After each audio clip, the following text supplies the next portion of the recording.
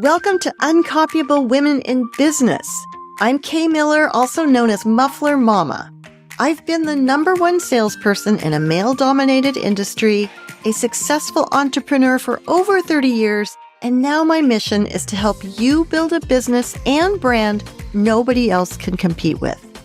If you're ready to break out of the pack and create your own uncopyable advantage, stay tuned. My guests and I are here to help. This episode is part 2 of my interview with Lieutenant General Karen Gibson. After rising through the ranks in her 30-year military career, Karen was appointed Sergeant at Arms for the U.S. Senate, only the second woman to hold that position. Karen's story is riveting, from her incredible work ethic to her sense of purpose. Now, as I kicked off this interview, I asked Karen to clarify something she'd said that surprised me in the first episode. She mentioned that once she'd been brought to tears by something that happened during her military career. What was it? Stay tuned. When you said you were crying, I might have misinterpreted that. I was crying. Why did you cry? Because I was in a boring job. See, I thought you were crying because you were over your head or something, but then... No, I was in a boring job. They gave me an easy one and I didn't appreciate it. Burning with ambition. It sounds like someone who's going to walk on others, who has sharp elbows, who just wants to get promoted. I was burning to do things. I was burning to make contributions. I was burning to be at the center of the action, not with the intent of getting promoted. Your question about how did you get promoted? And I said, take the hard jobs and do them well.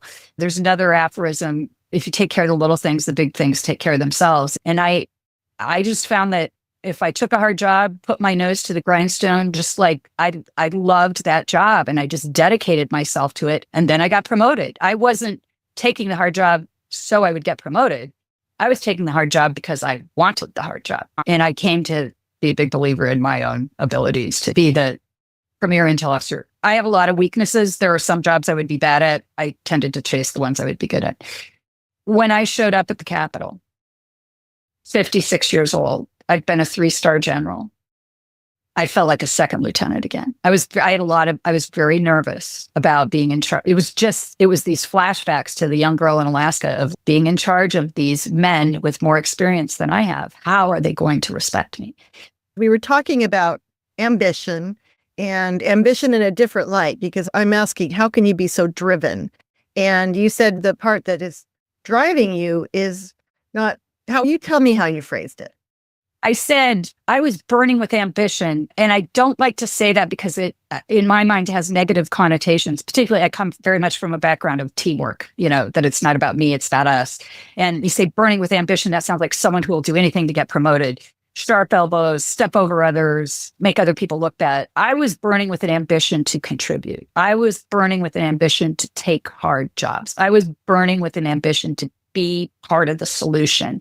And I used the aphorism, take the hard jobs and do them well. I took the hard jobs not because that's what was going to get me promoted, even though that is what got me promoted. I took the hard jobs because I wanted the hard jobs. I wanted to do that hard job. I remember as a major during a big exercise in Korea, and I had an important support role. And this woman came in and she was at the center of the action, the chief intel officer that would put she and her team would put together what was really happening and determine what the enemy was about to do.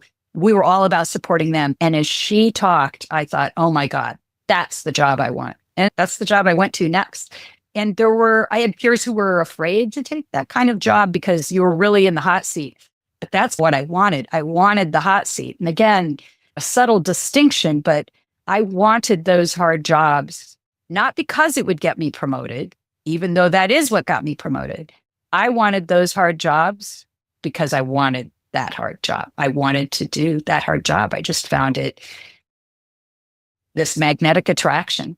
It sounded like, to me, I would interpret that as you wanted something that would demand the very best from you, from yourself. That's a great way to put it. Sometimes I felt like a slacker in college. I won't tell you about because my parents might be listening. So we don't want to talk about my lack of Mom's studying aware. in college. Yeah. In fact, I've since in the last couple of years, I've been honored with all these things at my alma mater. And I always want to say, did you look at my transcript? Are you sure about this? But anyway, so I was sometimes a slacker, and the Army really, who knows what would have happened if I hadn't gone in the Army. The Army really lit that fire. And as I said, it just challenged every facet of my being. And each time you did well at something, it was like someone walking into the gym and pushing the button that makes the treadmill go faster or changes the elevation. They just gave you harder and harder things to do. And like advancing levels in a video game. I don't know. That really drove me. Yeah, interesting. I have a little analogy that popped into my mind, and that is that a couple of years ago, I started taking piano lessons at an advanced age. And that's great. I'm loving it. And maybe in reference to the fact that you were a slacker, if I'd had to take piano lessons when I was a kid, I would have hated it. But now I'm all into the theory, and I'm not a math person like you, but it's really interesting. But the more I learn, the more I realize I don't know. And I told my teacher, Grace, this, and who is an 80-year-old in a 37-year-old body. Grace, if you're listening, I love her. But she said she feels that way too. There's just so much more. There's so many more challenges ahead. Yeah. Yeah. I think the day, what do they say, when a shark stops swimming, it dies or something? If life had no challenges, I think it would have very limited satisfaction. Yes. I want to talk about motherhood, because you are a parent. And as I mentioned, I just talked with someone, Megan Tennell. She's the CEO of the Association of Equipment Manufacturers. And she has 4 girls. And she started as an intern, and now she's CEO, first woman, huge association. She talked about what she had to do to balance motherhood. And I think, as I recall now, she also said, I don't know that I can call it balancing. Yeah. And said, and I can't say that my journey was for anyone else. And her husband didn't work. So obviously somebody has to take care of kids. So talk to us about how that is to, if the word isn't balanced, to manage or whatever. Yeah, it's hard. So my husband and I were what we call dual military. We were both in the Army for the first 9 years of our marriage. And it was important each year to know who was, as we called it, the main effort and who was the supporting effort. We were fortunate in that we didn't both have killer jobs simultaneously. We would take turns so that it was clear any given year, because many at that age, at that point in your career, many of your military positions are for 12, 18, 24 months. And then you take a different job.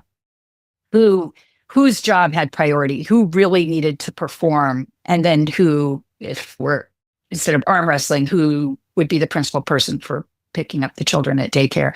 And after about those 9 years, he's also coincidentally 9 years older than me, realized that he was unlikely to be promoted again.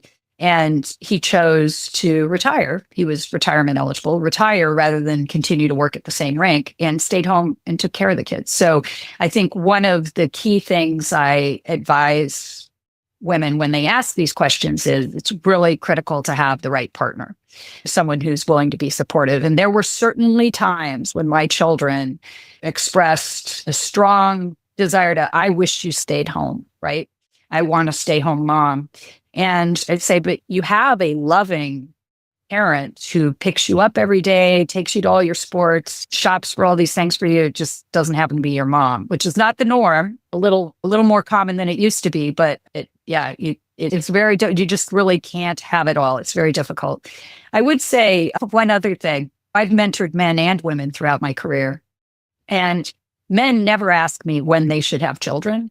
Women often ask me when to time having children. And my advice there is just to have children, because assuming you're financially stable and have a good partner, and then build your job around that, because eventually you will not be working anymore, ideally, or not in that same capacity, but you will always have a family. And if you want to put your family first, have a family, and then work your job around those requirements. We didn't plan on when we were going to have kids, and I I adore them both and my granddaughters. And I think it's, if you want to have a family and then figure out what your work's going to look like.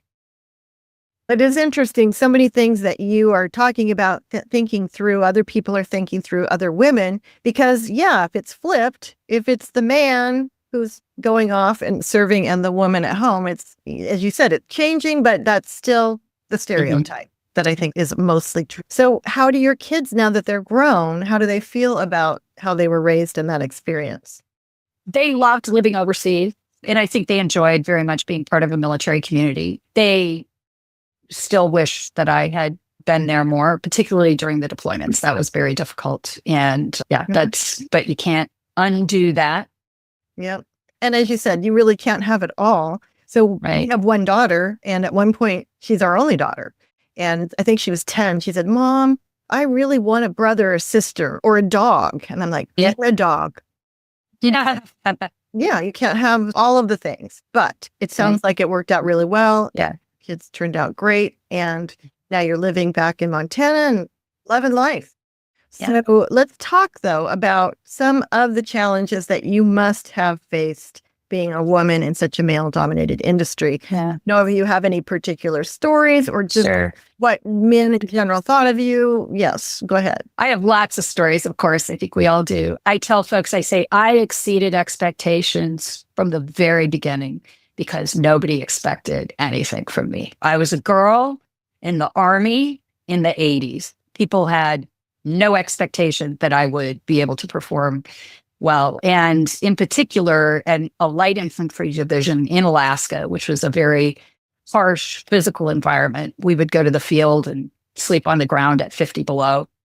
Everyone was issued a pair of skis and a set of snowshoes. And we were issued these rubber cleats you would put on the bottom of your running shoes so that you could jog in formation in the ice. But I loved it. But it was very demanding. And there were very few women. In my company of 120, there were 2 other women and both sergeants. And across Fort Richardson, Alaska, where I was, all the female officers could eat lunch together at one table in the officers club. And then the men would look at us askance, like, what are they plotting? What are they doing? When we were all in one place. There were very few of us. And also, I would say, men or women, being a second lieutenant is not easy. And it's not easy for young men either, because my first job, I was a platoon leader, which is a very typical first Army job for a young officer, which meant I was responsible for 30 soldiers. And all but one of them were men, which shouldn't matter, but in that environment, it felt like it did. All but one of them were older than me. And even the 19-year-old had been in the Army longer than I had. And yet I'm in charge. And it was very disconcerting. I remember the first time I had to admonish a sergeant first class for his substandard performance. Here I am, this 23-year-old girl. And oh my God, he was so old. I felt like I was chastising my grandfather. He must have been like 35. I don't know. But when you're 23 and you've been in the Army 6 months and he's 35 and he's been in since he was 18, it was just, how do you earn respect? And young men face the same challenge. It's not just young women, because they are also green behind the ears. And really, my prospects changed when I was sent to this 2-week Northern Warfare School at Fort Greely, Alaska, which is in the middle of the state. And that's where we learned, they taught us skiing and snowshoeing techniques. We built snow caves. We slept outside under the northern lights. We learned to drag equipment in a sled across the snow and ice. And I was the only woman in the course out of about 40. I was by far the most junior because I was the only second lieutenant.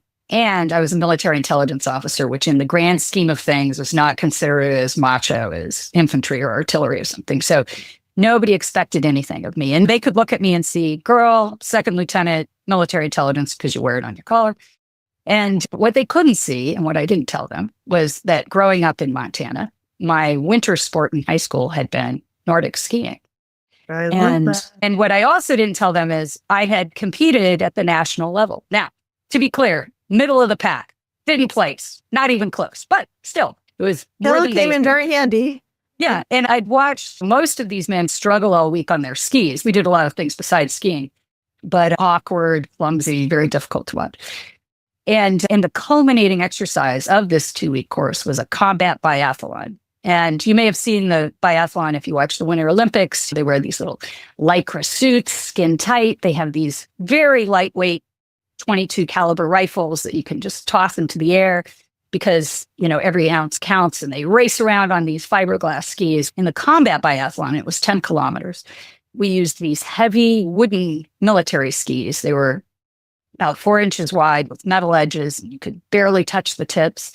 And you did all this in your combat uniform with a Kevlar helmet on your head and a 25-pound ruck on your back and an M16A1 rifle.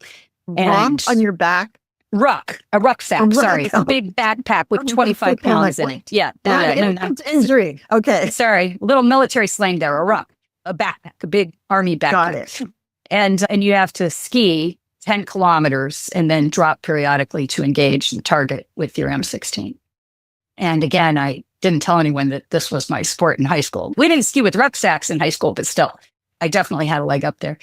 And at the end, I beat everyone but one. There was one guy from the engineer battalion who had also grown up skiing who beat me.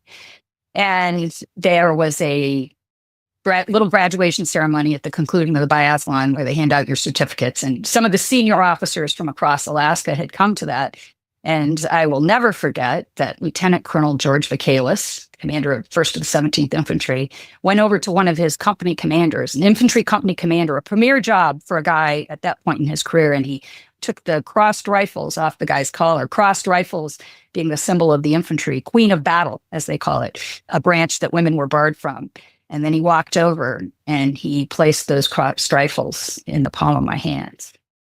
And that's when I goosebumps. Yeah, cheers you. That's awesome. And that's when I learned that if I was competent, people would stop worrying about which bathroom I was going to use. And if I was really good, the best leaders were going to fight to have me on their team. That public affirmation of my abilities made all the difference. To that point, I'd been this kind of unproven, untested butter bar, that's slang for second lieutenant, a derisive term for a second lieutenant.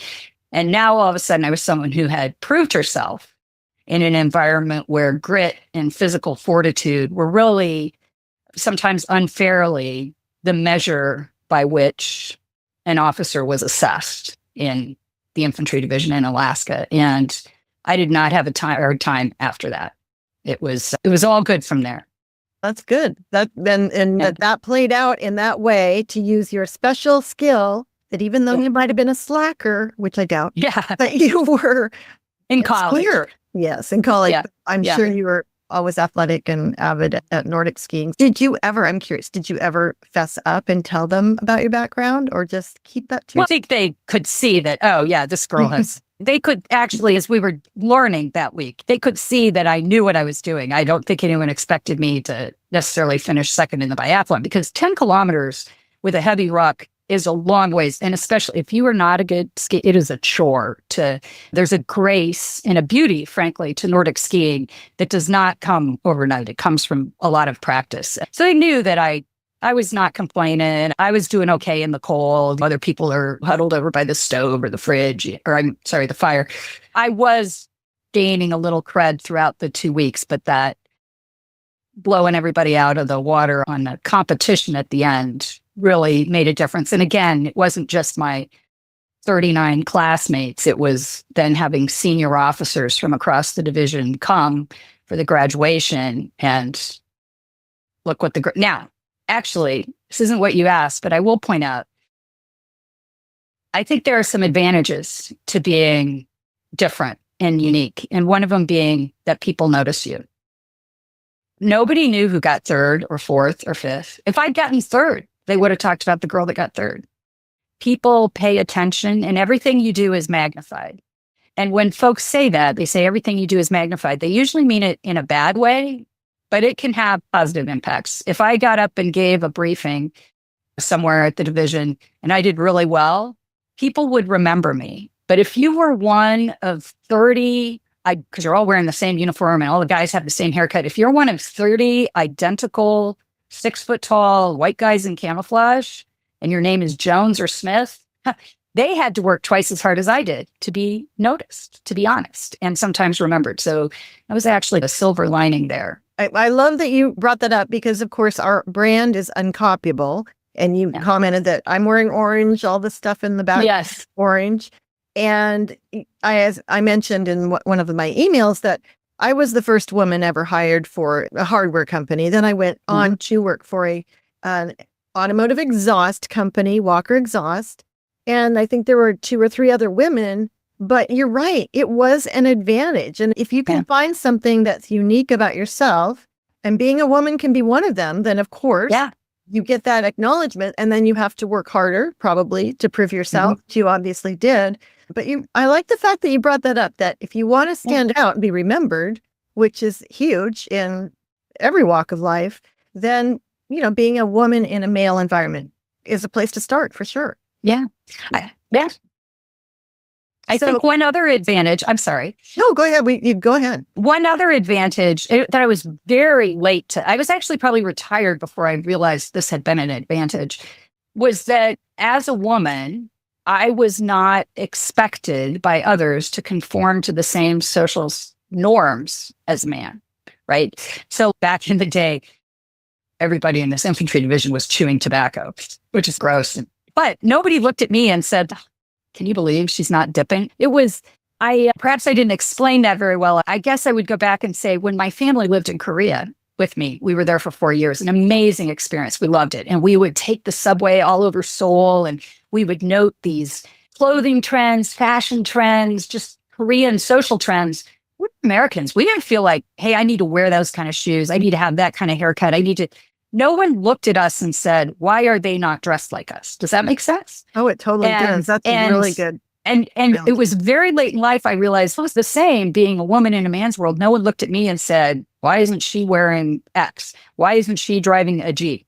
I can drive a Ford Ranger. Why isn't she listening? I felt very freed from the social norms that the male lieutenants might have felt pressure to conform to, because I was the girl. I could do what I wanted, and nobody said, can you believe she's listening to whatever? Because I was different. I was allowed to be different, if that makes sense. It does, but I think it worked for you because you were, as you said, ambitious, driven, wanted to be successful. Because I did well in the biathlon. And you did well in the biathlon, even though you were carrying a ruck. Yes. Which now I know what a ruck is. So so before that, I think, is when you were the second lieutenant, you were bossing people around who were older than you, had less experience. What about that time? How did you gain the respect at that point? So I think there are really 2 ways. You must be competent. Now, you are not going to know more than the people who've been there longer than you. So your competence is in leadership, and there has to be mutual respect and consideration. And let me back up. If you are very junior and you're new, ask questions. Don't act like don't fake that you know everything, and show respect for those who've been doing this, who've been there a long time and been doing this longer than you. So say, for instance, when I was the director of intelligence at U.S. Central Command, responsible for intelligence support for all military operations from Egypt to Pakistan, Yemen to Kazakhstan. So, Iraq, Iran, Afghanistan, Pakistan, Israel, Gaza, Syria, Yemen, you name it. And I had analysts who were experts in each of those areas. You treat them with respect, and you're a good leader, and you ask questions. When leading those, many times you're leading people who have more experience than you, most times I would say, in whatever area it is, right? Perhaps they're the CFO. They know more about the finances. Maybe the CIO works for you. He knows more about cybersecurity than you do. And to earn respect, I think, is being competent in those skills that you need to be good at and showing mutual respect. When I showed up at the Senate, I was very nervous, surprisingly nervous. 56 years old. I've been a 3-star general. I've done all kinds of things all over the world. And I felt like a second lieutenant again, because all of a sudden, I'm the senior law enforcement official for the Senate.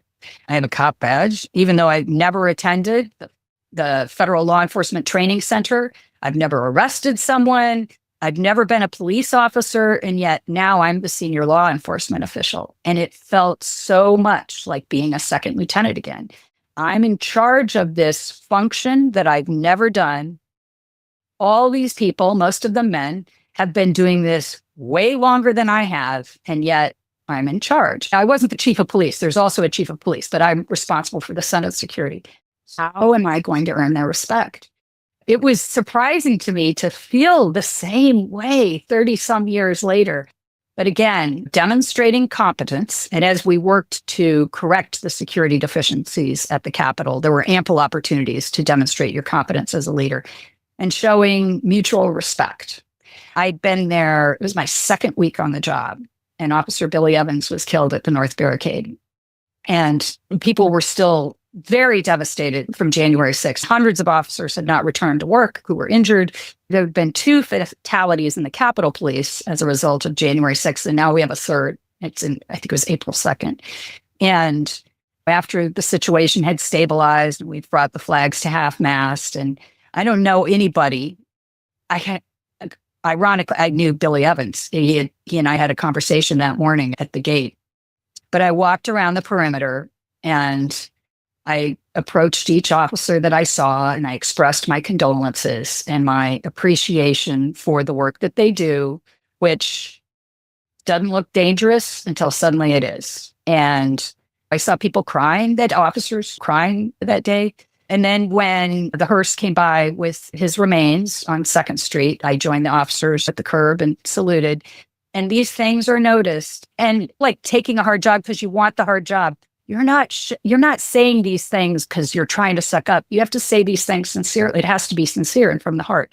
And when you demonstrate competence and demonstrate mutual respect for the experts under you who know more than you do, it doesn't take that long to earn their respect, which was very gratifying. And I couldn't believe I felt like a second lieutenant again in that Senate job, but I did. I know. I love that you worked through that, because I don't know if you had something special that you said to yourself or that you did, or it was just who you are. But was there anything specific you did, or you just, I know I want this. I know I can do this?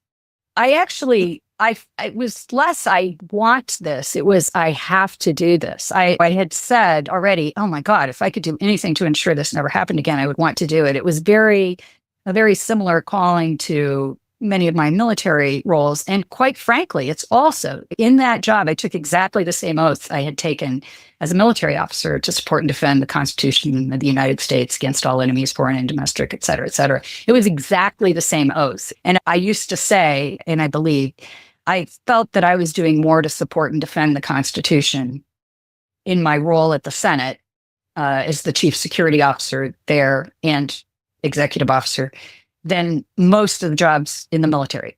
It just felt like a very similar calling. And when you've lived a life of service and you are called to serve again, you just can't say no. So it was less that, oh, I want this job, even though I ended up loving it. It was less that I want this job. It was that this is a job that needs to be done, and I've been called to do it, and I'm going to do it.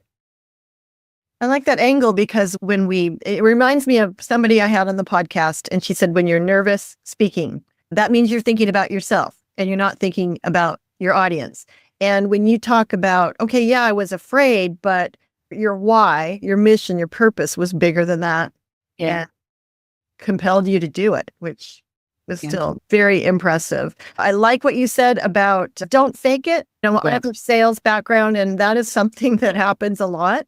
And I think it happens, I'll just say this, more with men, that men will just say, oh, yeah, we could do that. For you to respect the other people in the room, they say you don't want to be the smartest person in the room, at least not about everything. So I think rather than just trying to bowl everyone over, you respecting their knowledge and using that knowledge, I'm sure did earn you a lot of respect.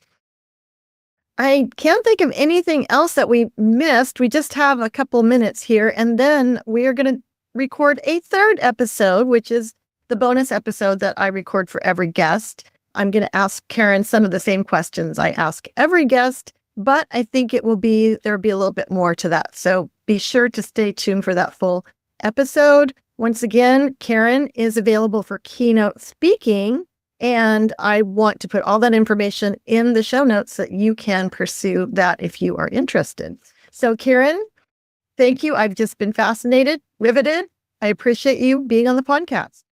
Thanks, Kay. I look forward to the bonus round. Thanks for listening to this episode of Uncopyable Women in Business. Please subscribe, share, rate, and review the show. Thanks again, and see you next time.